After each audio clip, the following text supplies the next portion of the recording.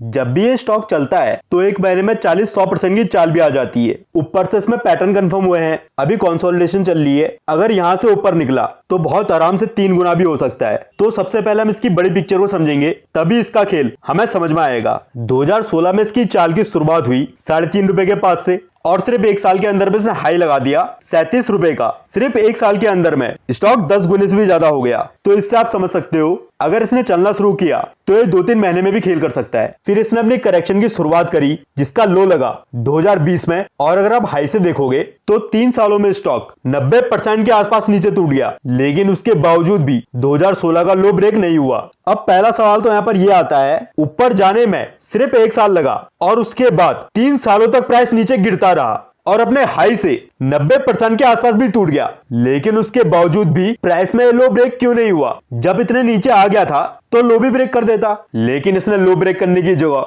ऊपर का pattern confirm कर दिया। अगर आप यहाँ पर देखोगे तो 2017 से 2020 तक लो लगने में मंथली टाइम फ्रेम में 37 कैंडल बनी हुई है और फिर वापस से हाई ब्रेक होने में टोटल 25 कैंडल बनी हुई है। कम टाइम में हाई ब्रेक हुआ है तो इसका मतलब है ऊपर का खेल शुरू हो गया है और अभी ये ब्रेकआउट लेवल के ऊपर ही है। अभी ये बोलने में थोड़ा जल्दी है, लेकिन इसे आने वाले टाइम पर मैं मल्टीबैगर शेयर्स की लिस्ट में डाल दूंगा। जो अभी हमारे सामने पिक्चर है वो अधूरी है, इसलिए अभी लेवल्स और करंट एरिया ही देखेंगे। और अगर आने वाले महीनों में इसमें बड़ी चाल बनती है तो फिर मैं इसके करंट स्ट्रक्चर को एक्सप्लेन करूंगा, मुझे आगे क्या खेल दिख रहा है। अभी यहाँ पर 2 रिट्रेसमेंट लगी हुई है और अभी के लिए समझ लो जब तक प्राइस इस 100% के नीचे है तब तक करंट स्ट्रक्चर कंसोलिडेशन वाला ही है, और अगर प्राइस 37 रुपए के नीचे सस्टेन करता है तो वापस से अपने 25 रुपए के एरिया के आसपास भी आ सकता है। इसलिए शॉर्ट टर्म के अंदर आंखें खुली रखनी है, लेकिन साथ में ये भी समझ लो जब तक प्राइस 25 की जोन में संभल रहा है तब तक 120 की जोन में जाने की संभावनाएं हैं, जिसका इंडिकेशन तब आएगा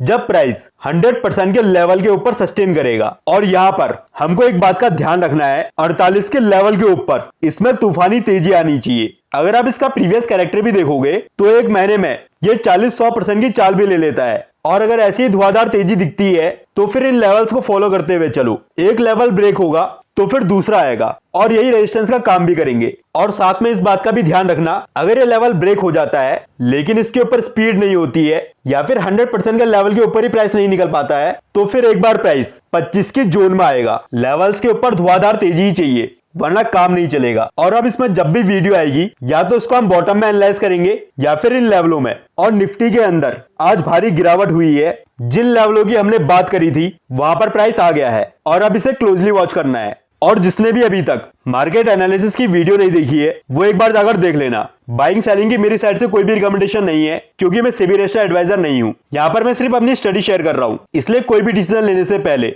एक बार सोच विचार कर लेना।